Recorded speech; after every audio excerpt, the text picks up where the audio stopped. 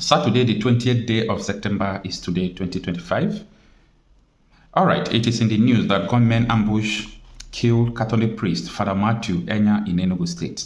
And not only that, in this video, there is a video that also explains on how the police force, kidnapped, let me use the word, kidnapped a person yesterday. The police were using Hayas bus. They kidnapped someone yesterday from Anambra State.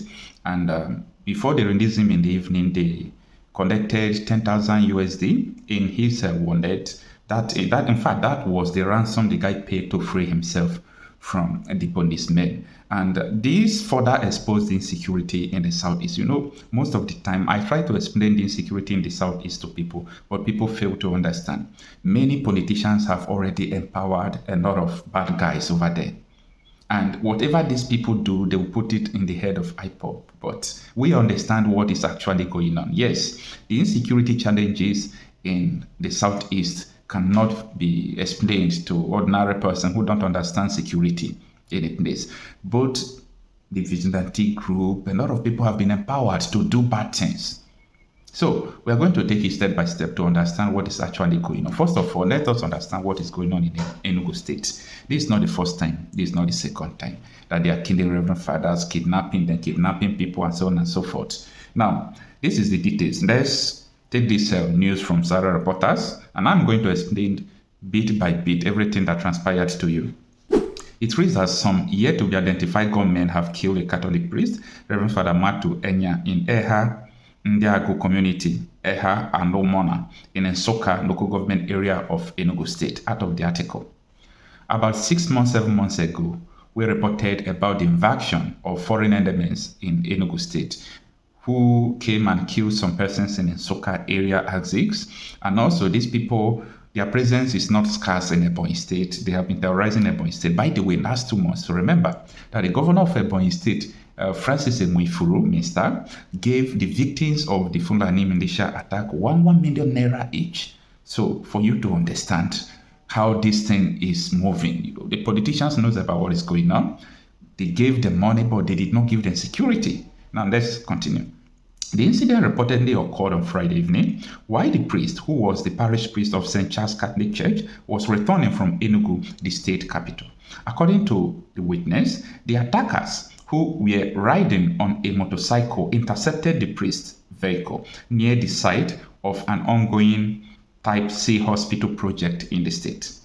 The assassins reportedly shot at the tires, forcing the car to stop, before firing multiple shots at the cleric at the close range. One source said that the killing appeared to be an assassination rather than a kidnap attempt, according to Daily Post. He was coming back from Enugu. The gunmen on motorcycle closed in on him, close to where the Type C hospital project is ongoing. They demobilized the vehicle tires and the vehicle was forced to a stop. They then got close and shot him several times at close range. So it doesn't look like a kidnapping situation, the source was quoted as saying. The late cleric, a native of Oba Ike in Enugu Ezike, Igbo North local government area, was said to be driving alone at the time of the attack. However, Sowore reporters' efforts to confirm the incident from the Enugu State Police Command failed, as the public relations officer of the command, the SP Daniel Ndukwe, did not answer multiple phone calls made to his mobile number. At the time of filing this report, neither the police nor the Catholic Diocese of Nsukka has issued an official statement on the killing.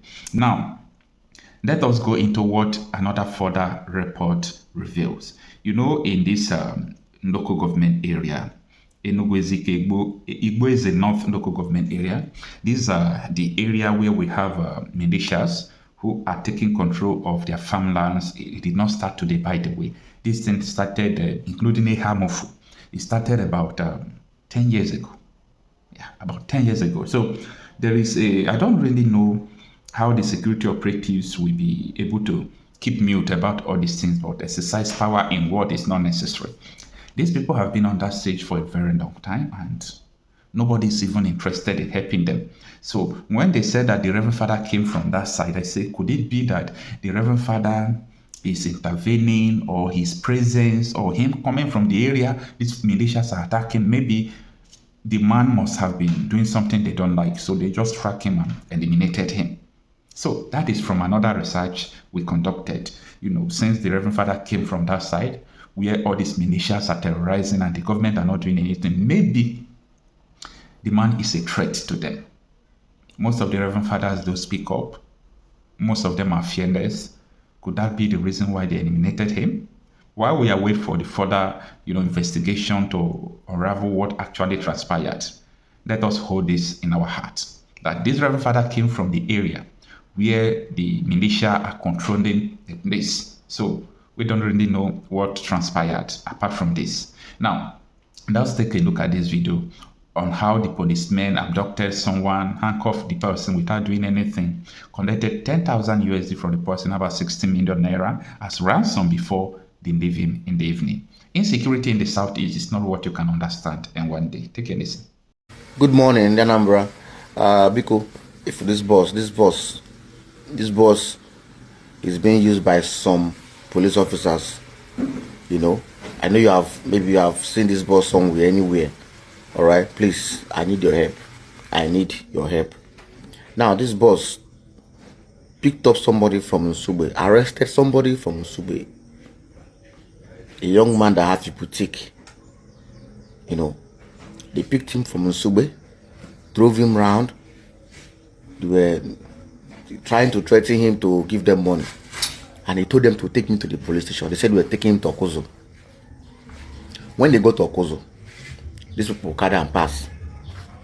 He passed Okozo, and he was asking the way people taking him to. He was handcuffed. They said they're taking him to Oka. That's where they have office. They searched his phone. They found nothing. This boy said they searched his phone. They found nothing. They only saw his wallet and then his account balance. They were just taking him. They said he's a criminal. They want to investigate him.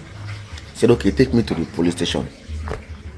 Now, this people get to Oka, they still pass Oka, heading to Enugu. They picked him around 10 a.m. in the